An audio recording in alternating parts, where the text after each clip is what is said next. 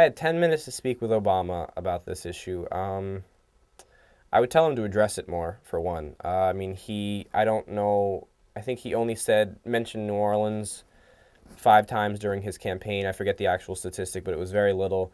And every time it was a very vague reference to it. It wasn't really specifically talking about the issue. And I think a lot of that is because that this issue is so much about race and so much about class, and he specifically had to play it as safe as possible when discussing issues about race, because he is himself an African American or half African American.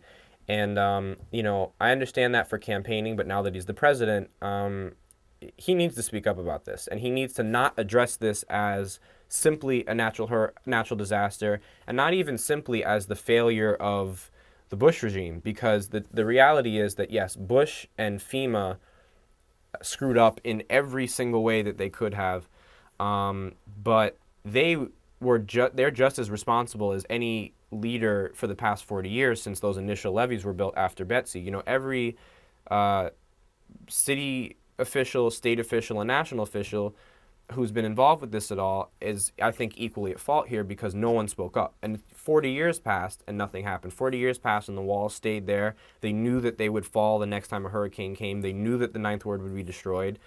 And they not only didn't do anything for the walls, they didn't have an evacuation plan. And, even for Gustav, we saw a much better evacuation plan. They got the people out, but they still spread them out all over the country. And they were still in all of the 50 states, and it still took months for them to get home. So, it creates an illusion of progress in many ways. So I think that Obama really needs to address this and needs to discuss the issues of race and class here, not just say natural disaster and Bush caused this problem, but this is a systematic problem that we really need to address. And, I would tell him that he needs to rebuild the levees in the Ninth Ward and all over the city and anywhere where they're still inadequate.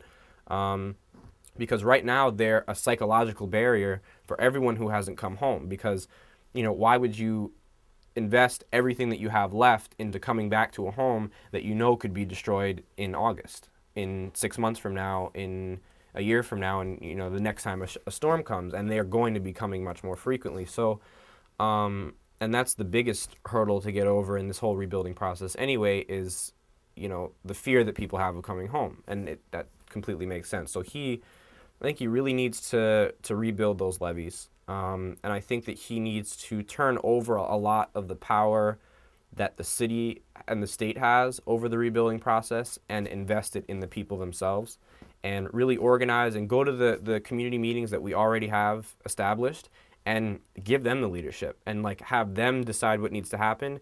And what they say happens with the levee, then the Army Corp of Engineers builds it. And then I think that they should bring home evacuated residents from New Orleans and give them the jobs on actually rebuilding the levee and on rebuilding homes. And, he's set aside $800 billion for rebuilding in this country for the stimulus package, rebuilding bridges, roads, homes all over the country. And he has yet to mention New Orleans at all.